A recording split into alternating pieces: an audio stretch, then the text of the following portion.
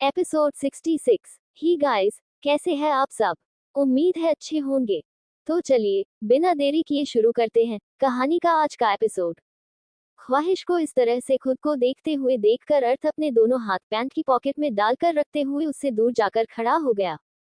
उसने मुस्कुराते हुए कहा, दोस्ती में इतना चलता है ना ख्वाहिश। ख्वाहिश ने तेज कदमों अर्थ के पास आकर एड़ियों के बल खड़े होकर अपने दोनों हाथों में उसके चेहरे को भरते हुए उसके होठों को बेतहाशा चूमने लगी। अर्थ रिस्पांस नहीं दे रहा था, बस उसके किस के साथ अग्रेशन को बर्दाश्त कर रहा था। कुछ देर बाद ख्वाहिश ने अपने होठों को अर्थ के होठों से दूर करके उसकी आंखों में आंखें डालकर देखते हुए कहा, मिस्टर अर्थ सिंघानिया, दोस्ती में कुछ नहीं चलता, कुछ भी नहीं। आपको टच करने का, आपको छूने का, आपके करीब आने का, आपकी बाहों में आने का हक सिर्फ हमें है, सिर्फ हमें। ये हक आप किसी को नहीं दे सकते, और अगर आपने ये किसी को दिया तो हम उसे दुनिया में नहीं रहने देंगे। ख्वाहिश की बात सुनकर अर्थ ने ख्वाहिश की तरफ देखकर हल्के से उसके होठों को टच करते हुए कहा, अच्छा, और अगर कभी मेरी लाइफ में कोई और आ गई तो क्या करेगी आप? अर्थ की बात सुनकर ख्वाहिश ने चिल्लाते हुए कहा, बर्बाद कर देंगे, सब कुछ बर्बाद। आपकी जिंदगी में हमारे अलावा कोई और नहीं आ सकती, कभी नहीं, कभी भी नहीं। सुना आपने, कोई भी नहीं। ख्वाहिश को इस तरह से हाइपर होते हुए देखकर अर्थ ने झटके से उसे अपनी गोद में उठाया और उसे लाकर सोफे पर पटक दिया। ख्वाहिश मुस्कुराते हुए अर्थ को देखने लगी। अर्थ ने टेढ़े तरीके से मुस्कुराते हुए कहा, डू यू वॉन्ट समथिंग ख्वाहिश? ख्वाहिश ने मदहोशी मेरी आवाज में कहा, yes I want you, I want you. ख्वाहिश की बात सुनकर अर्थ में टेढ़े तरीके से मुस्कुराते हुए कहा, बट आई डोंट वॉन्ट कहते हुए अर्थ पलट कर जाने लगा। ख्वाहिश ने जल्दी से उठकर उसके हाथ को पकड़कर उसे अपनी तरफ खींच लिया। ख्वाहिश के अचानक से खींचने की वजह से अर्थ सीधा ख्वाहिश के ऊपर आकर गिर गया। उसने ख्वाहिश की तरफ देखा, जो कि बेचैनी भरी नजरों से उसे ही देख रही थी। अर्थ ने ख्वाहिश की तरफ देखते हुए कहा, व्हाट हैपेंड? ख्वाहिश ने अर्थ के चेहरे को अपने हाथों में भरते हुए कहा, आप सिर्फ हमारे हैं, सिर्फ हमारे। कहते हुए ख्वाहिश अर्थ के होठों पर अपने होंठ रखकर उसे बेसब्री से चूमने लगी। अर्थ ने ख्वाहिश की कमर में हाथ डालकर उसे होल्ड करके अपने करीब खींच लिया और उसकी केस में उसका पूरा साथ देने लगा। दोनों के होंठ एक दूसरे में उलझे हुए थे। तभी केबिन का दरवाजा खुला और अर्थ के कानों में किसी की आवाज सुनाई थी, आपकी नेक्स्ट मीटिंग, कहते हुए राहुल, जो कि अभी अभी अंदर आया था। वह चुप हो गया। राहुल की बात सुनकर भी ख्वाहिश अर्थ ने एक दूसरे को नहीं छोड़ा, बल्कि वह इस तरह से किस करते रहे। राहुल ने खुद से कहा, ओ माय गॉड, अब तो मैं गया। कहते हुए राहुल जल्दी से वहां से उल्टा कदम लेकर भाग गया। ख्वाहिश ने अर्थ को काफी देर तक किस करने के बाद उसके होठों को हल्के से बाइट करके छोड़कर उसकी आंखों में आंखें डालकर देखते हुए कहा, क्या कोई भी इस तरह से बनाए जाते केबिन में आ जाता है? कोई लड़की भी? कहते हुए ख्वाहिश अर्थ को घूर रही थी। अर्थ ने ख्वाहिश की तरफ देखते हुए कहा, मैं किसी लड़की को बिना ऑर्डर के आने की इजाजत नहीं दी है। ये सब छोड़ो, मुझे बताओ कि लेक्चर छोड़कर यहाँ क्यों हो? आपके लेक्चर बाकी थे। अर्थ की बात सुनकर ख्वाहिश का मुंह बन गया। उसने अर्थ के सीने में अपना चेहरा छुपाते हुए कहा, मैथ की वजह से हमें मत समझ नहीं आता, और वह आदमी सिर्फ हमारे पीछे पड़ा रहता है। जब देखो तब हमें पनिशमेंट देता रहता है, इसलिए हम भाग कर आ गए। ख्वाहिश की बात सुनकर अर्थ ने उसकी तरफ देखते हुए कहा, मैंने आपसे कहा था ना, पढ़ाई में कोई लापरवाही में बर्दाश्त नहीं करूंगा। अगर इस बार आपके परसेंट 70+ नहीं आए तो नेक्स्ट वेकेशन कैंसिल। ख्वाहिश ने जैसे ही यह सुना उसकी आंखें बाहर आने को थी। उसे पढ़ाई में कोई इंटरेस्ट नहीं था, उसे तो पेंटिंग्स में इंटरेस्ट था। वह एक आर्टिस्ट बनना चाहती थी। अर्थ भी उसके पैशन में उसका पूरा साथ देता था, पर आज की कंडीशन ये थी कि एटलीस्ट उसे अपनी ग्रेजुएशन कंप्लीट करनी होगी, उसके बाद वह जो चाहे कर सकती है। ख्वाहिश ने अर्थ की तरफ देखकर मासूमियत से कहा, आप अपनी प्यारी सी ख्वाहिश के साथ इतना बड़ा जुर्म कैसे कर सकते हो? ये तो अत्याचार है, ये दुराचार है, हम ये सब कुछ बर्दाश्त नहीं करेंगे। ख्वाहिश की नौटंकी को इग्नोर करके अर्थ ने उसे घूरते हुए कहा, नेक्स्ट मंथ से आपके फाइनल एग्जाम स्टार्ट हो रहे हैं, इसलिए भी प्रिपेयर। 1 महीने का वक्त है, और 1 महीने में अब आपको सिर्फ पढ़ाई करनी है, सिर्फ पढ़ाई, कोई मस्ती नहीं। अर्थ की बात सुनकर ख्वाहिश ने धीरे से कहा, पर आपने तो हमें रोड ट्रिप पर जाने की इजाजत दे दी थी ना। कल हम रोड ट्रिप पर जा रहे हैं, अब आप अपनी बात से पलट नहीं सकते। ख्वाहिश की बात सुनकर अर्थ ने उसकी तरफ देखते हुए कहा, ओके, तो आप रोड ट्रिप पर जा सकती हो, पर उसके लिए मेरी एक कंडीशन है। मैं भी बिजनेस ट्रिप पर जा रहा हूँ। अपनी असिस्टेंट पिंकी और अपनी दोस्त और बिजनेस पार्टनर नम्रता के साथ। ख्वाहिश ने जैसे ही यह सुना, उसने गुस्से से कहा, आप उन दोनों लड़कियों के साथ कहीं नहीं जाओगे। इनफैक्ट आप किसी लड़की के साथ कहीं नहीं जाओगे। ख्वाहिश की बात सुनकर अर्थ ने अपनी कुर्सी पर बैठकर मुस्कुराते हुए कहा, ख्वाहिश, मैंने आपको आपके मेल फ्रेंड के साथ जाने की इजाजत दी है तो फिर मैं क्यों नहीं जा सकता। मैं आपसे इजाजत नहीं मांग रहा हूँ। आप मुझसे इजाजत ले सकती है पर मुझे आपसे इजाजत लेने की कोई जरूरत नहीं है। अर्थ की बात सुनकर ख्वाहिश ने उसे घूरते हुए कहा, आप बदला ले रहे हैं ना अर्थ। उसने टेढ़ी मुस्कुराहट के साथ कहा, आप कुछ भी समझ सकती है। फिलहाल मुझे बहुत इंपॉर्टेंट मीटिंग के लिए जाना है, तो अगर आप घर जाना चाहती है तो आप जा सकती है या फिर केबिन में बैठकर इंतजार कर सकती है। कहते हुए अर्थ ने अपनी शर्ट के बटन को अच्छे से लगाए और अपनी जगह से उठकर खड़ा हो गया। अर्थ की डोमिनेटिंग पर्सनैलिटी को देखकर ख्वाहिश गुस्से में आ गई।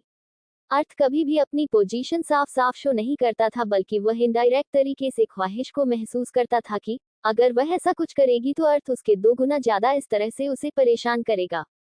ख्वाहिश उसकी इनडायरेक्ट बातें समझ जाती थी, जिस वजह से अर्थ को कुछ भी सामने से करने की जरूरत नहीं पड़ती थी। अर्थ ज्यादातर टाइम ख्वाहिश के सामने शांति रहता था। ख्वाहिश ने अभी तक अर्थ का असली डरावना चेहरा नहीं देखा था और अर्थ का कोई इरादा भी नहीं था कि ख्वाहिश के सामने वह अपने असली रूप में आए। हालांकि ख्वाहिश जानती थी कि अर्थ अंडरवर्ल्ड का किंग है और वह कितने बुरे काम करता होगा, पर उसने अर्थ को ये सब कुछ करते हुए कभी सामने से नहीं देखा था। ख्वाहिश को एक न एक दिन उसकी सच्चाई पूरी तरह से पता चलने ही वाली थी, इसलिए अर्थ ने पहले ही उसे सबके लिए प्रिपेयर करके रखा था। अर्थ ने जाते हुए ख्वाहिश की तरफ देखते हुए कहा, टेक केयर ख्वाहिश। कहते हुए वो टेढ़ी मुस्कुराहट के साथ वहां से चला गया। अर्थ के जाते ही ख्वाहिश में गुस्से से दरवाजे की तरफ देखते हुए कहा, ठीक है तो जाए आप भी। हम भी देखते हैं कि आप हमारे अलावा किसी और लड़की को अपने करीब कैसे आने देते हैं। कहते हुए ख्वाहिश के होठों के कोने टेढ़े हो गए। वहीं बाहर आकर अर्थ ने अजीब तरह से अपनी गर्दन पर हाथ फेरते हुए कहा, आप मेरा डोमिनेटिंग पोजीशन हो ख्वाहिश। आपको इस पोजीशन में इस तरह कैद कर लूंगा कि आप चाहकर भी यहाँ से नहीं निकाल पाएंगे और आप खुद अपनी मर्जी से मेरी पोजीशन में कैद हो जाएगी। कहते हुए अर्थ वहां से चला गया। वहीं ख्वाहिश ने अर्थ के केबिन में नजरें घूमकर देखा और उसकी कुर्सी पर जाकर बैठ गई। उसने मुंह बनाते हुए कहा, खड़ूस कहीं के, गुस्सा दिलाते हैं। हैंडसम दादू से शिकायत करनी होगी इनकी, पर वह भी क्या करेंगे, वह भी तो बुढ़े हो चुके हैं। ख्वाहिश अपने नाखून चबाते हुए खुद से ही बात कर रही थी। तभी उसका ध्यान टेबल पर रखी हुई अपनी और अर्थ की तस्वीर पर गया, जिसमें वह 3 साल की थी और अर्थ उसे अपने सीने से लगाकर खड़ा था। तस्वीर को देखकर ख्वाहिश के होठों पर प्यारी सी मुस्कुराहट आ गई। उसने तस्वीर को अपने सीने से लगते हुए कहा, I love you earth, I love you very very much. आप हमारी जिंदगी है, हमारी दीवानगी है, हमारी मोहब्बत है, हमारे सब कुछ है। हम कभी ना खुद से आपको दूर जाने देंगे, ना कभी खुद आपसे दूर जाएंगे। हमारी जिंदगी जब तक है सिर्फ आपके साथ रहेगी, सिर्फ आपके साथ। हम सिर्फ आपके हैं और आप सिर्फ हमारे। कहते हुए ख्वाहिश मुस्कुराने लगी। वह अर्थ के केबिन में यहाँ से वहां उछल कूद कर रही थी। यह उसके लिए कोई बड़ी बात नहीं थी। बचपन से वह अर्थ के केबिन को किसी गार्डन की तरह ही देखती थी। अर्थ की कई सारी एक्सपेंसिव चीजों को तोड़कर ख्वाहिश ने कचरे में फेंक दिया था, पर फिर भी अर्थ ने कभी उसे कुछ नहीं कहा था, जिस वजह से ख्वाहिश बदमाशियों में नंबर 1 बन चुकी थी। दूसरी तरफ शेखावत कॉर्पोरेशन में आदित्य इस वक्त अपने केबिन में बैठा हुआ था और सिगरेट के लंबे लंबे कश लेते हुए दीवार की तरफ देख रहा था। तभी उसके केबिन का दरवाजा खुला और एक लड़की एटीट्यूड से चलती हुई अंदर आ गई। उसने अंदर आते हुए कहा, है आदि डार्लिंग, कैसे हो तुम। उस लड़की की आवाज सुनकर आदित्य के चेहरे के एक्सप्रेशन चेंज हो गए। उसने उसे घूरते हुए कहा, वेरोनिका, तुम यहाँ पर क्या कर रही हो। आदित्य के सवाल पर वह लड़की, जिसका नाम वेरोनिका था, उसने आदित्य के सामने बैठते हुए कहा, क्या कर रही हो से क्या मतलब है तुम्हारा। तुमसे मिलने के लिए आए हूँ। आखिर बचपन के दोस्त हैं हम और बहुत जल्दी लाइफ पार्टनर भी बनने वाले हैं, तो एक दूसरे के साथ टाइम स्पेंड करना तो बनता है ना। वेरोनिका की बात सुनकर आदित्य ने उसे घूरते हुए कहा, क्या कहा तुमने। Life partner, are you serious. तुम्हें लगता है कि मैं तुमसे शादी करूंगा। वैसे ये खुश खबर पालने का कोई खास कारण। आदित्य की बात सुनकर वेरोनिका ने टेढ़े तरीके से मुस्कुराते हुए कहा, यस मिस्टर शेखावत, आपकी मॉम और मेरी मॉम ने मिलकर हमारी शादी तय कर दी है और आप अपनी मॉम की बात को नहीं टाल सकते। अब आपकी शादी की उम्र हो चुकी है और मेरी भी, और वैसे भी एक दूसरे के लिए हम दोनों बिल्कुल परफेक्ट है। हमारी फैमिली भी परफेक्ट है और हम भी परफेक्ट है। वेरोनिका की बात सुनकर आदित्य ने कहा, मेरी बात कान खोल कर सुन लो। तुमसे शादी तो मेरी जूती भी नहीं करेगी। इसलिए बेफिजूल में शादी के सपने देखना बंद कर दो, वरना जब सपने टूटते हैं ना तो बहुत दर्द होता है। आदित्य शेखावत की लाइफ में ऑलरेडी कोई है जो उसके लिए बहुत जरूरी है। इसलिए आप बेफिजूल में मेरी लाइफ में आने की जरूरत नहीं है तुम्हें। कहते हुए आदित्य ने अपना मोबाइल निकाला और श्रुति का नंबर डायल कर दिया। वेरोनिका आदित्य की बात सुनकर उसे गुस्से से घूर रही थी। वह कुछ कहने की वाली थी कि तभी आदित्य ने कॉल को स्पीकर पर रखते हुए कहा, hello sweetheart, where are you. Aditya की बात सुनकर श्रुति, जो कि अभी अभी कॉलेज से निकली थी, उसने मुस्कुराते हुए कहा, घर जा रही हूँ। आपने मुझे इस वक्त कॉल क्यों किया? आदित्य ने वेरोनिका की तरफ देखते हुए कहा, वह क्या है ना, एक लड़की मुझे इम्प्रेस करने की कोशिश कर रही है, इसलिए मैं तुमसे पूछना चाहता था कि क्या मैं इम्प्रेस हो जाऊं? आदित्य की बात सुनकर श्रुति, जो कि मुस्कुराते हुए अब तक बात कर रही थी, उसने चिल्लाते हुए कहा, क्या कहा? श्रुति को चिल्लाते हुए देखकर आदित्य ने प्यार से कहा, अरे स्वीट हार्ट, मेरे सामने एक खूबसूरत लड़की बैठी हुई है जिसने कपड़े बिल्कुल नहीं पहने, इनफैक्ट पहने हैं पर ऐसा लग रहा है जैसे भिखारी के कपड़े चुराकर पहने हैं। वह कह रही है कि वह मुझसे शादी करना चाहती है। अब बताओ कि मैं क्या करूं? आदित्य की बात सुनकर श्रुति का दिमाग खराब हो गया। उसने चिल्लाते हुए कहा, अभी के अभी उस चुड़ैल को वहां से निकालो, वरना मेरे आने के बाद उस चुड़ैल का तो हाल बेहाल मैं करूंगी, साथ में मैं आपको भी नहीं छोड़ूंगी। आदित्य शेखावत। श्रुति की बात सुनकर आदित्य के होठों के कोने टेढ़े हो गए। वहीं वेरोनिका गुस्से से आदित्य को घूरने लगी। उसने चिल्लाते हुए कहा, आदि पछताओगे तुम इस तरह से मेरी इंसल्ट नहीं कर सकते, और जो कोई भी लड़की तुम्हारे साथ है उसे तुम्हारी जिंदगी से जाना ही होगा, क्योंकि अब तुम मेरे हो। कहते हुए वेरोनिका पैर पटकते हुए वहां से चली गई। आज के लिए बस इतना ही। कैसा लगा आज का एपिसोड कमेंट बॉक्स में जरूर बताना।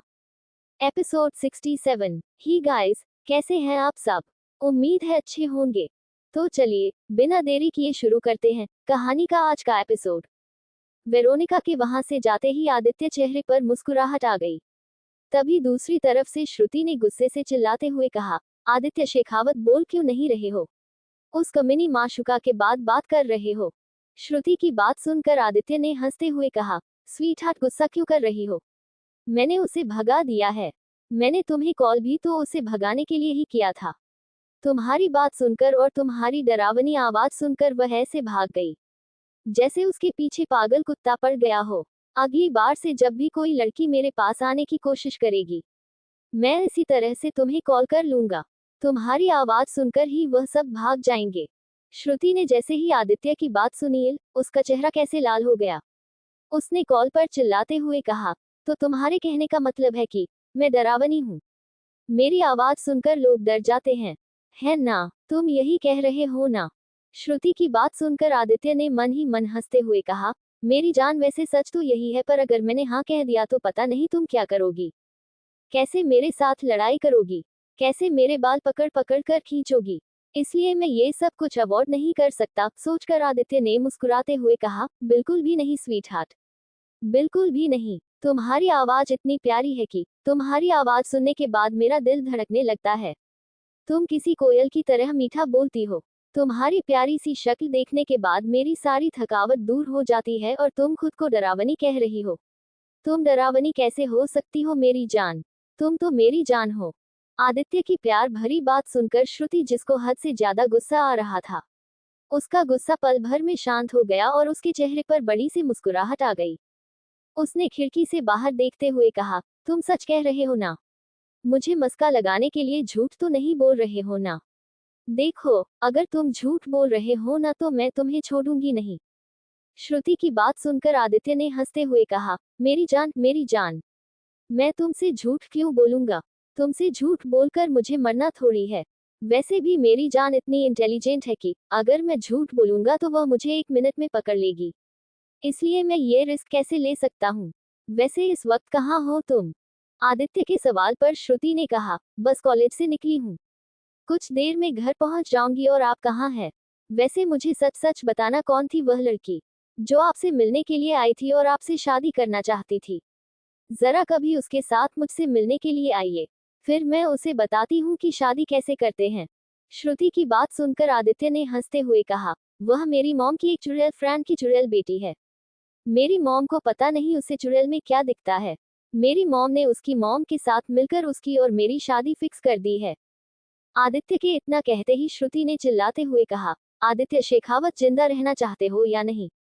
श्रुति की बात सुनकर आदित्य ने हंसते हुए कहा, पर स्वीटहार्ट मैं शादी के लिए हाँ नहीं कहा है। मेरी मॉम चाहे कुछ भी क्यों न कर ले, मैं शादी तो सिर्फ तुमसे ही करूंगा। आखिर मैं अपनी जान को छोड़कर किसी और के साथ शादी कैसे कर सकता हूँ? इसलिए आप गुस्सा मत करो स्वीटहार्ट। आदित्य की बात सुनकर श्रुति थोड़ा शांत हो गई। उसने गुस्से से कहा, मुझे आपकी मोम से मिलना है। आदित्य ने हैरानी के साथ कहा, क्या? अभी तुम छोटी हो, अभी तुम मेरी मॉम से नहीं मिल सकती। श्रुति ने गुस्से से कहा, क्यों? मुझे मिलना है आपकी मोम से। उन्हें बताना कि उनका बेटा सिर्फ मेरा है, सिर्फ मेरा। इसलिए उसके लिए लड़कियां ढूंढना, रिश्ते जोड़ना बंद कर दे, वरना मैं आपकी मोम के साथ क्या करूंगी यह मैं भी नहीं जानती। श्रुति की बात सुनकर आदित्य ने हैरानी से कहा, तुम अपनी होने वाली सासू माँ को मारना चाहती हो? श्रुति ने मुंह बनाते हुए कहा, किसने कहा कि मैं उन्हें मारना चाहती हूँ? मैं उन्हें कैद कर लूंगी और कहूंगी कि अगली बार से अगर मेरे आदि की शादी किसी के साथ करने के बारे में सोचा तो मुझसे बुरा कोई नहीं होगा। फिलहाल बहुत बकवास हो गई, मुझे अब आपसे बात नहीं करनी है। जिसके साथ बात करनी है करो। मैं जा रही हूँ अपने दोस्तों के साथ घूमने के लिए। श्रुति की सुनकर आदित्य ने कहा, तुम्हारे दोस्त कौन? सानिया और ख्वाहिश? श्रुति ने एटीट्यूड के साथ कहा, नहीं वो दोनों नहीं आने वाली है। मैं, कबीर और कार्तिक हम तीनों जा रहे हैं रोड ट्रिप पर। हम बहुत मजे करेंगे। कहते हुए श्रुति ने कॉल कट कर दिया और एटीट्यूड के साथ मुस्कुराते हुए कहा, मिस्टर आदित्य शेखावत, अगर आप मुझे परेशान कर सकते हैं तो मैं आपको दुगना ज्यादा परेशान कर सकती हूँ। कहते हुए अपने मोबाइल को स्विच ऑफ कर लिया। वही श्रुति की बात सुनकर कि वह अपनी फीमेल फ्रेंड नहीं बल्कि दोनों मेल फ्रेंड के साथ जा रही है। आदित्य ने गुस्से से कहा, तुम्हें तो मैं छोड़ूंगा नहीं स्वीटहार्ट। कहते हुए श्रुति का नंबर डायल किया पर श्रुति का नंबर स्विच ऑफ आ रहा था। आदित्य ने गुस्से से टेबल पर मुक्का मारते हुए कहा, तुम्हें क्या लगता है कि तुम मोबाइल स्विच ऑफ करके बच जाओगी? तो ये तुम्हारी बहुत बड़ी गलतफहमी है स्वीटहार्ट। आदित्य शेखावत से बचना मुश्किल ही नहीं नामुमकिन है। कहते हुए आदित्य अपनी जगह से उठकर खड़ा हो गया। उसने बाहर जाकर अपनी सेक्रेटरी प्रिया की तरफ देखते हुए कहा, नेक्स्ट मीटिंग कल के लिए शेड्यूल कर दो, मुझे इम्पोर्टेंट काम है, इसलिए मैं जा रहा हूँ। कहते हुए आदित्य बिना प्रिया को कुछ बोलने का मौका दिए वहां से चला गया। प्रिया हैरानी से जाते हुए आदित्य की तरफ देखने लगी पर उसने कुछ भी नहीं पूछा और चुपचाप उसकी बात मानकर मीटिंग कैंसिल करने लगी। दूसरी तरफ इस कॉर्पोरेशन में ख्वाहिश अर्थ के केबिन में यहाँ से वहां उछल कूद करते करते थक चुकी थी पर अर्थ अभी तक वापस नहीं आया था। ख्वाहिश ने मुंह बनाते हुए कहा, ऐसा भी कौन सा काम करने के लिए गए हैं आप और कितना वक्त हो गया है? हमें कितनी ज्यादा इरिटेशन हो रही है, हम कब तक यहाँ पर आपका इंतजार करें? कहते हुए ख्वाहिश ने अर्थ की कुर्सी की तरफ देखा और कुर्सी पर जाकर दोबारा बैठ गई। उसने टेबल पर रखी हुई फाइल्स की तरफ देखते हुए कहा, कितनी सारी फाइल्स है, पढ़कर देख लेते हैं, शायद हमें कुछ समझ आ जाए। वैसे भी हम इतने इंटेलिजेंट हैं, हमें तो आसानी से सब कुछ समझ आ जाएगा। कहते हुए ख्वाहिश ने एक फाइल उठा ली और फाइल के पन्ने पलटने लगी। कुछ देर तक फाइल के पन्ने पलटने के बाद उसका ध्यान फाइल में लगी हुई एक तस्वीर पर और उसके नीचे लिखी हुई इंफॉर्मेशन पर गया। कुणाल श्रीवास्तव। ये नाम पढ़ते ही ख्वाहिश के चेहरे पर अजीब से एक्सप्रेशन आ गए। उसका ध्यान फाइल के पहले पन्ने पर लगी हुई एक हैंडसम से आदमी की तस्वीर पर गया, जिसकी उम्र अर्थ के जितनी ही लग रही थी। ख्वाहिश का ध्यान बस उसकी नीली आंखों पर था। उसकी नीली आंखों को देखकर ख्वाहिश ने खुद से कहा, इसकी भी आंखें नीली है, बिल्कुल हमारी तरह, इनफैक्ट बिल्कुल हमारी तरह ही है इसकी आंखें। कहते हुए ख्वाहिश ध्यान से उसकी आंखों को देखने लगी। तभी केबिन का दरवाजा खुला और अर्थ अंदर आया। अंदर आते ही उसका ध्यान ख्वाहिश के हाथ में पकड़ी हुई फाइल पर गया, जिसे देखते ही अर्थ की आंखें छोटी हो गई। उसने तेज आवाज में चिल्लाते हुए कहा, व्हाट आर यू डूइंग ख्वाहिश? अर्थ के अचानक से चलने की वजह से ख्वाहिश के हाथ से फाइल छूटकर नीचे गिर गई। उसने अर्थ की तरफ देखा, जो कि जीत गुस्से से उसे ही घूर रहा था। अर्थ को गुस्से में देखकर ख्वाहिश के चेहरे पर कंफ्यूजन नजर आने लगी। अर्थ तेज रितेश कदमों से चलता हुआ ख्वाहिश के पास आ गया। फाइल नीचे गिरी हुई थी, जिसे अर्थ ने झुककर उठाकर टेबल पर रखा और ख्वाहिश जिस कुर्सी पर बैठी हुई थी उसे कुर्सी के इर्द गिर्द अपने दोनों हाथ रखकर ख्वाहिश के चेहरे के बेहद करीब अपना चेहरा लाते हुए कहा, मैंने पूछा कि आप क्या कर रही थी ख्वाहिश। अर्थ को इतने गुस्से में देखकर ख्वाहिश ने कहा, कुछ भी तो नहीं। हमें बहुत ज्यादा बोरिंग महसूस हो रहा था, इसलिए हम बस आपकी फाइल खोलकर देख रहे थे, पर हमें कुछ भी समझ नहीं आया। वैसे कुणाल श्रीवास्तव कौन है? उसकी आंखें ना बिल्कुल हमारी तरह। ख्वाहिश ने इतना कहा ही था कि अर्थ ने गुस्से से कहा, अगली बार से बिना मुझसे पूछे इस तरह से मेरी चीजों को हाथ मत लगाना। अर्थ की बात सुनकर ख्वाहिश हैरानी से उसकी तरफ देखने लगी। उसने अर्थ की तरफ देखते हुए कहा, पर हमने तो बस फाइल को खोलकर देखा था, हमने कुछ भी नहीं किया। सच में? अर्थ ने गुस्से से कहा, जितना कहा है उतना सुना करो ख्वाहिश, अगली बार से मेरी किसी भी चीज को मुझे बिना पूछे हाथ मत लगाना। इस बार अर्थ ने पहले से ज्यादा तेज आवाज में कहा था। अर्थ की बात सुनकर ख्वाहिश की आंखों में हल्के आंसू की बूंदें चमकने लगी। उसने अपना चेहरा नीचे झुकाते हुए कहा, ठीक है, अगली बार से हम आपकी किसी चीज को हाथ नहीं लगाएंगे, आपको भी हाथ नहीं लगाएंगे, ना आपके ऑफिस आएंगे। कहते हुए ख्वाहिश ने अर्थ के हाथ को कुर्सी से हटाया और कुर्सी से कूदकर खड़ी हो गई। उसकी आंखों में आंसू देखकर अर्थ में गुस्से से उसे बाजू से पकड़कर अपने करीब खींचकर दांत खींचते हुए कहा, मैंने आपको छोटी छोटी बातों पर रोना नहीं सिखाया है। अर्थ की बात सुनकर ख्वाहिश ने अपना चेहरा ऊपर उठाकर अर्थ की तरफ देखा। ख्वाहिश की नीली आंखों में आंसुओं की बूंदें चमक रही थी। ख्वाहिश ने रोते हुए कहा, आपकी कोई भी बात हमारी छोटी नहीं है। आपने कहा था कि आपकी सभी चीज हमारी है। आप हमारे हैं तो फिर इस तरह से गुस्सा क्यों कर रहे हैं? हमने सिर्फ फाइल को हाथ लगाया था, कुछ चुराया तो नहीं था। क्या आपको भी हमारे किसी चीज को छूने से प्रॉब्लम है? जैसे आपके दादाजी को, वह तो हमें हमेशा मनहूस कहते हैं। उनके अकॉर्डिंग तो हम जिस भी चीज को हाथ लगाते हैं वह चीज बर्बाद हो जाती है। क्या आप भी यही सब सोचते हैं? कहते हुए ख्वाहिश की आंखों से आंसू निकल रहे थे। ख्वाहिश की बात सुनकर अर्थ ने उसे बाजू से पकड़कर से आपने करीब खींचते हुए कहा, हर चीज को इस एंगल से क्यों देख रही है आप? यह मेरे काम की चीज है। अगर आपकी एक गलती की वजह से एक भी प्रॉब्लम क्रिएट हो जाती तो पूरा प्रोजेक्ट बर्बाद हो सकता था। हजारों लोगों की मेहनत जुड़ी हुई है इस एक फाइल के पीछे। अर्थ की बात सुनकर ख्वाहिश शांत हो गई। उसने धीरे से कहा, तो ठीक है ना, प्यार से भी तो समझा सकते थे। गुस्सा करने की क्या जरूरत थी हम पर? इस तरह से गुस्सा मत करना, हमें बिल्कुल भी नहीं पसंद कि आप हम पर गुस्सा करो। ख्वाहिश की बात सुनकर अर्थ ने कहा, आप क्या चाहती है? मैं आपके साथ कैसे पेश आऊं? अर्थ की बात सुनकर ख्वाहिश ने उसकी तरफ देखा और उसे कॉलर से पकड़कर अपने करीब खींचते हुए कहा, आप हमारे साथ एक दीवाने आशिक की तरह हर वक्त हर पल बस आप हमें अपने पास रखें। आप बस हमसे प्यार भरी बातें करें, हमें मनाएं, हमारे नखरे उठाएं, जैसे बाकी सब उठाते हैं। हम बिल्कुल आपको ऐसे ही इमेजिन करते हैं, पर आप ऐसे हैं ही नहीं। जैसे हमारी दोस्त के बॉयफ्रेंड उनके नखरे उठाते हैं, आप हमारे नखरे नहीं उठाते। उनके बॉयफ्रेंड से उनकी सारी बात मानते हैं, पर आप हमारी सारी बात नहीं मानते। उल्टा आप हमें ऑर्डर देते हैं और हम आपकी सारी बातें मानते हैं। आप कब बाकियों की तरह बनेंगे? अर्थ ख्वाहिश की बात है सुनकर अर्थ ने उसकी आंखों में आंखें डालकर देखते हुए कहा, मैं इसलिए उनकी तरह कभी भी नहीं बनूंगा क्योंकि आप मेरा प्यार नहीं, मेरा पोजीशन हो, जो वक्त के साथ सिर्फ बढ़ता जाएगा, सिर्फ बढ़ता जाएगा, सिर्फ बढ़ता जाएगा। अर्थ की बात सुनकर ख्वाहिश ने उसकी आंखों में आंखें डालकर देखते हुए कहा, अर्थ आप हमारी दीवानगी हो, जो वक्त के साथ बढ़ती ही जाएगी, हर वक्त हर पल के साथ। ख्वाहिश की बात सुनकर अर्थ की पकड़ ख्वाहिश पर मजबूत हो गई। ख्वाहिश ने अर्थ के चेहरे की तरफ देखते हुए कहा, अरे इतना रोमांटिक माहौल बना है तो आगे बढ़कर किस भी कर लीजिए, ऐसे घूरने से क्या होगा? हम जानते हैं कि हमारी नीली आंखें बहुत खूबसूरत है, जिन्हें देखकर आप हमेशा और मैं डूब जाते हैं, पर इतना भी क्या डूबना कि इस तरह से मूर्ति की तरह खड़ा हो जाना। कुछ तो कीजिए मिस्टर सिंघानिया, कुछ तो कीजिए। कहते हुए ख्वाहिश अपने निचले होंठ को बाइट करने लगी। वही अर्थ बस उसकी आंखों को देख रहा था, उसकी नीली आंखें, जिसे पहली बार देखते ही अर्थ उनमें डूब गया था। आज के लिए बस इतना ही। कैसा लगा आज का एपिसोड कमेंट बॉक्स में जरूर बताना।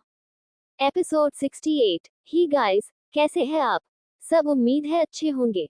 तो चलिए बिना देरी किए शुरू करते हैं कहानी का आज का एपिसोड। ख्वाहिश मुस्कुराते हुए अर्थ की तरफ देख रही थी, वही अर्थ बस उसकी नीली आंखों को देख रहा था। ख्वाहिश ने आगे बढ़कर अर्थ के गालों पर अपने होंठ रखते हुए कहा, अर्थ इस तरह से मुझे देखकर कहाँ खो गए आप? मानते कि कुछ ज्यादा ही खूबसूरत है हम, पर इस तरह से देखकर नजर मत लगाए वरना हमारी नजर कौन उतारेगा। ख्वाहिश की बात सुनकर अर्थ जैसे अपने सपने से जागा। उसने ख्वाहिश को घूरते हुए कहा, घर चलिए देर हो रही है।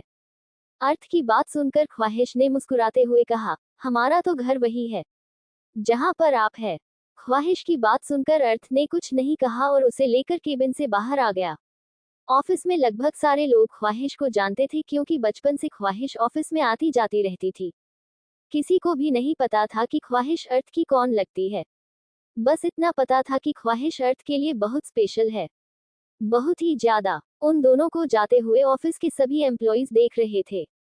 वहीं ख्वाहिश को किसी से कोई मतलब नहीं था, उसे सिर्फ अपने अर्थ से मतलब था। कुछ ही देर में वह दोनों ऑफिस के बाहर आकर अपनी कार में बैठकर जिंदल के लिए निकल चुके थे। हमेशा से ही वह दोनों सिंघानिया मेंशन जाने से पहले एक बार डीजे से जरूर मिलते थे। 1 घंटे के बाद उनकी कार डीजे के मेंशन में आकर हमेशा की तरह रुकी। डीजे पहले से ही बाहर खड़े होकर उनका इंतजार कर रहे थे। ख्वाहिश ने कार का दरवाजा खोला और दौड़ते हुए जाकर डीजे के गले से लिपट गई। डीजे ने उसके दोनों गालों को खींचते हुए कहा, आज हमारी शेरनी को हम पर कुछ ज्यादा ही प्यार आ रहा है। कोई खास वजह? डीजे की बात सुनकर ख्वाहिश ने बड़ी सी मुस्कुराहट के साथ कहा, हमारे लिए तो हर वह दिन खास है जब आप और हमारे अर्थ हमारे साथ होते हैं। आखिर आप दोनों नहीं तो हमारी जिंदगी को इतना खुशहाल बनाया है। कुछ भी नहीं था हमारे पास, ना पेरेंट्स, ना परिवार, ना फैमिली, ना कुछ, पर आप दोनों ने हमें सब कुछ दिया है। इसलिए हमारे लिए आप दोनों बहुत बहुत खास हो। ख्वाहिश की बात सुनकर डीजे का ध्यान अर्थ पर चला गया, जो कि अपने दोनों हाथ पंथ की पॉकेट में डालकर उनके पीछे ही खड़ा था। उन्होंने मुस्कुराते हुए कहा, अच्छा चलिए अंदर। ख्वाहिश ने अपना सर हिलाया और डीजे के साथ अंदर आ गई। उसने क्यूट सा फेस बनाते हुए कहा, हैंडसम दादू, हम ना कपड़े चेंज करके आते हैं। कॉलेज में ज्यादा टाइम तक इन्हीं कपड़ों में रहने की वजह से अजीब सा लग रहा है। डीजे ने कहा, ठीक है। ख्वाहिश मुस्कुराते हुए अपने कपड़े चेंज करने के लिए चली गई। वही ख्वाहिश के जाने के बाद डीजे के चेहरे की मुस्कुराहट पल भर में गायब हो गई। उन्होंने अर्थ को घूरते हुए कहा, हमें आपसे बात करनी है। अर्थ चलिए हमारे साथ, कहते हुए डीजे ने अर्थ का हाथ पकड़ लिया और उसे खींचते हुए स्टडी रूम की तरफ लेकर जाने लगे। अर्थ ने भी उन्हें कुछ नहीं कहा और चुपचाप उनके साथ उनके पीछे पीछे स्टडी रूम में आ गया। स्टडी रूम में आते ही डीजे ने अर्थ का हाथ छोड़कर गुस्से से कहा, ये सब क्या है? जब इतने सालों तक सच्चाई को छुपा कर रखा था तो अब क्यों आप सब कुछ सामने लाना चाहते हैं? सोचिए अगर वह हमसे दूर हो गई तो। डीजे की बात सुनकर अर्थ ने अजीब सी मुस्कुराहट के साथ कहा, वह मुझे इस कदर जुड़ चुकी है कि वह चाह कर भी मुझसे दूर नहीं जा सकती। आपको क्या लगता है वह मुझसे डर जाएगी? उसे मेरी आदत लग चुकी है। आदत?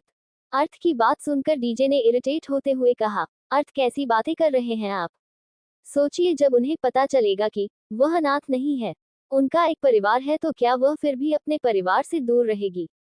डीजे की बात सुनकर अर्थ ने उन्हें घूरते हुए कहा, उसका परिवार आप और मैं है, उसका कोई और परिवार नहीं है। समझ गए आप? अर्थ की बात सुनकर डीजे ने हंसते हुए कहा, अर्थ आपके ये कहने से कि उनका कोई परिवार है, सच्चाई नहीं बदल जाएगी। सच यही है कि उनके पेरेंट्स, उनके भाई, सब जिंदा है। जब 6 साल पहले ही आपको पता चल गया था कि एक्सीडेंट में जिन 2 लोगों की मौत हुई थी, वह ख्वाहिश के पेरेंट्स नहीं बल्कि वह लोग थे जिन्होंने ख्वाहिश को उसके पेरेंट्स से चुराया था, तो आपने उनसे सच्चाई क्यों छुपाई? डीजे की बात सुनकर अर्थ ने अपनी आंखों को बंद कर लिया। उसकी आंखों के सामने 6 साल पहले का वह मंजर घूमने लगा, जब ख्वाहिश को किसी ने स्लो पॉइजन दिया था और ख्वाहिश हॉस्पिटल में क्रिटिकल कंडीशन में एडमिट थी।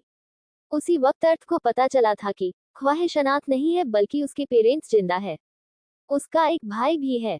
यहाँ तक कि उसे ये भी पता चला था कि उसके दुश्मन यानी कि उसके रियल पेरेंट्स के दुश्मन भी जानते हैं कि वह जिंदा है और आज भी वह उसकी जान लेने के पीछे पड़े हुए हैं। उन्हीं लोगों ने ख्वाहिश को स्लो पॉइजन दिया था 6 साल पहले। ख्वाहिश के साथ यह सब कुछ होने के बाद अर्थ का शक सबसे पहले सिंघानिया परिवार पर गया था, पर जब उसे पता चला कि इस सब के पीछे सिंघानिया परिवार का हाथ नहीं है, तब जाकर अर्थ ने इन सब की अच्छे से इन्वेस्टिगेशन की और इन्वेस्टिगेशन में उसके सामने यही आया कि इस सब के पीछे ख्वाहिश का रियल पेरेंट्स के दुश्मनों का हाथ है। अर्थ को उसी वक्त पता चल गया था कि उसके रियल पेरेंट्स उसे ढूंढ रहे हैं, पर अर्थ ने आज तक उन्हें पता नहीं लगा दिया था कि उनकी बेटी जिंदा है या कहाँ है। ख्वाहिश को भी पता नहीं चलने दिया था कि वह अनाथ नहीं है, बल्कि उसके पास उसका एक पूरा परिवार है। अर्थ को अपने ख्यालों में खोया हुआ देखकर डीजे ने उसकी तरफ देखते हुए कहा, कहाँ खो गए अर्थ? अर्थ ने डीजे की तरफ देखते हुए कहा, कहीं नहीं। अगर सच सामने भी आ गया तो भी मेरी ख्वाहिश मेरे पास ही रहेगी। मुझे कोई फर्क नहीं पड़ता उसके पेरेंट्स जिंदा है या मर चुके हैं। मुझे बस ये पता है कि वह सिर्फ मेरी है, सिर्फ मेरी। अर्थ की बात सुनकर डीजे ने गहरी सांस लेते हुए कहा, अर्थ, हम जानते हैं कि ख्वाहिश आपकी है। इनफैक्ट ख्वाहिश के लिए भी आप सब कुछ है, पर फिर भी जब उन्हें पता चलेगा कि आपने उनसे इतनी बड़ी सच्चाई छुपाई है तो क्या वह ये सब कुछ बर्दाश्त कर पाएंगी? उनके लिए आप उनकी पूरी दुनिया है और वह आंख बंद करके आप पर भरोसा करती है। इसलिए हमारी बात मान जाए। सब कुछ सच उन्हें अपने मुंह से बता दीजिए, ताकि उन्हें इतनी तकलीफ ना हो। ख्वाहिश आपको छोड़कर कभी नहीं जाएगी अर्थ। डीजे की बात सुनकर अर्थ ने इरिटेट होते हुए कहा, मैंने कहा ना, मुझे किसी को कुछ बताने की जरूरत नहीं है। मेरी ख्वाहिश हमेशा मेरे पास ही रहेगी। वो चाह कर भी मुझसे दूर नहीं जा सकती और ना मैं उसे खुद से दूर जाने दूंगा। अब मुझे इस बारे में कोई फालतू बकवास नहीं करनी है। आप अगर चाहते हैं कि हम कल से यहाँ पर नहीं आए तो ठीक है। अर्थ की इनडायरेक्ट बात का मतलब डीजे समझ गए थे कि अगर आगे डीजे ने कुछ भी कहा तो आजकल से ना खुद यहाँ पर आएगा, ना ख्वाहिश को आने देगा। अर्थ की बात सुनकर डीजे ने गुस्से से कहा, आप एक नंबर के नालायक है। कहते हुए डीजे पैर पटक वहां से बाहर चले गए।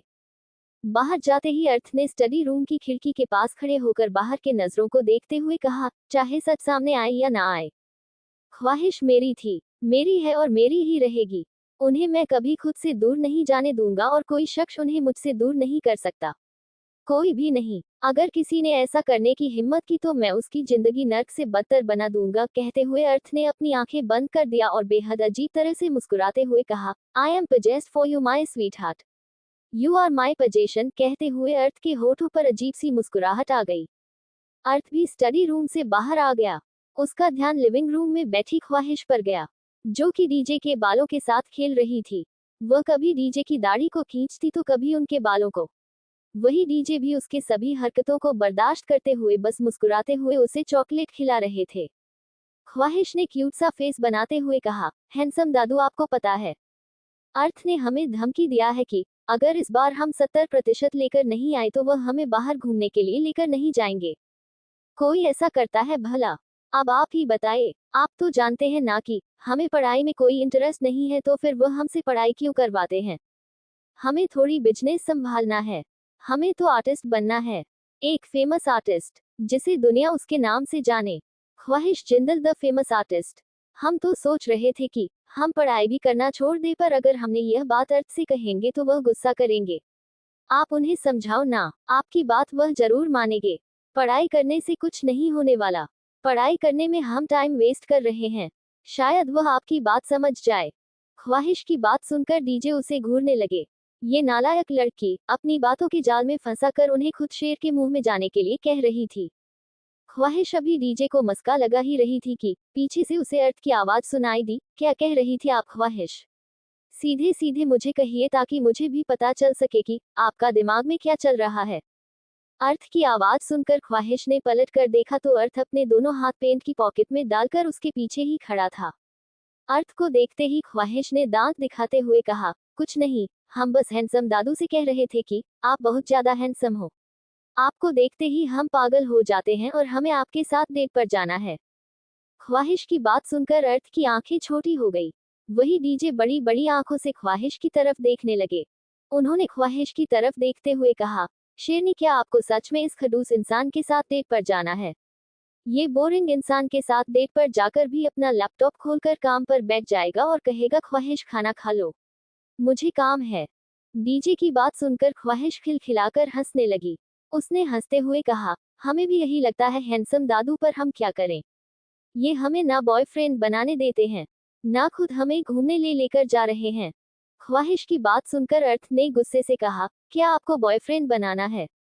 अर्थ की गुस्से भरी आवाज सुनकर ख्वाहिश ने मासूमियत से कहा, हमने कब कहा कि हमें बॉयफ्रेंड बनाना है? हमारे बॉयफ्रेंड तो आप हो ना। हमने तो बचपन में आपको अपना बॉयफ्रेंड बना लिया था, फिर हमें किसी और बॉयफ्रेंड की क्या जरूरत है? क्या आप हमें चीटर समझते हो, जो एक बॉयफ्रेंड के होते हुए दूसरा बॉयफ्रेंड बनाएगी? और वैसे भी हमने तो आपको लाइफ टाइम के लिए अपना बॉयफ्रेंड बना लिया है, तो अब हमें किसी और की कोई जरूरत नहीं है। ख्वाहिश का एक्सप्लेनेशन सुनकर अर्थ के चेहरे के एक्सप्रेशन नॉर्मल हो गए। उसे नॉर्मल देखकर ख्वाहिश ने क्यूट सा फेस बनाते हुए कहा, अर्थ हम आज घूमने के लिए जा रहे हैं अपने दोस्तों के साथ। ख्वाहिश की बात सुनकर अर्थ ने बिना गुस्सा किए मुस्कुराते हुए कहा, ठीक है, मैं भी 2 दिन के लिए बिजनेस ट्रिप पर जा रहा हूँ, अपनी सेक्रेटरी और बिजनेस पार्टनर नम्रता के साथ। अर्थ की बात सुनकर ख्वाहिश ने दांत पीसते हुए कहा, ठीक है, हम 2 दिन में लौट आएंगे। अर्थ और ख्वाहिश के चेहरे के एक्सप्रेशन देखकर डीजे ने मन ही मन हंसते हुए कहा, दोनों ही एक दूसरे के लिए हद से ज्यादा ऑब्सेस्ड है, हद से ज्यादा पजेसिव है। पता नहीं क्या होगा इन दोनों का। है महादेव, कुछ भी हो, बस हमारे बच्चों को हमेशा सही सलामत और खुश रखना और इन दोनों का साथ हमेशा एक दूसरे के साथ बनाए रखना। डीजे मन ही मन ये सब कुछ कह रहे थे। ख्वाहिश ने अर्थ की तरफ देखते हुए कहा, वैसे आपके बिजनेस पार्टनर नम्रता और आपकी सेक्रेटरी दोनों की उम्र क्या होगी? ख्वाहिश के सवाल पर अर्थ ने टेढ़े तरीके से मुस्कुराते हुए शायद 21, 22 या फिर 23। ख्वाहिश ने मुस्कुराते हुए कहा, अच्छी बात है, आपको छोटी बहन मिल जाएगी। वैसे भी रक्षाबंधन आ रहा है, हमने राखी ले ली है, आप बस हमसे बंधवा लेना। ख्वाहिश की बात सुनकर डीजे ने अपने मुंह पर हाथ रखकर अपनी हंसी को कंट्रोल करते हुए कहा, अच्छा आइडिया है। अर्थ ने कहा, मुझे और बहनों की जरूरत नहीं है, मेरे पास ऑलरेडी 2 बहनें हैं, अनु और धानी। अगर मैं किसी और को अपनी बहन बना लिया तो उन दोनों को बिल्कुल भी अच्छा नहीं लगेगा। अर्थ की बात सुनकर ख्वाहिश ने दांत पीसते हुए कहा, आप अनु दीदी और धानी दीदी की फिक्र मत कीजिए, उन्हें हम समझा देंगे। आज के लिए बस इतना ही। कैसा लगा आज का एपिसोड कमेंट बॉक्स में जरूर बताना।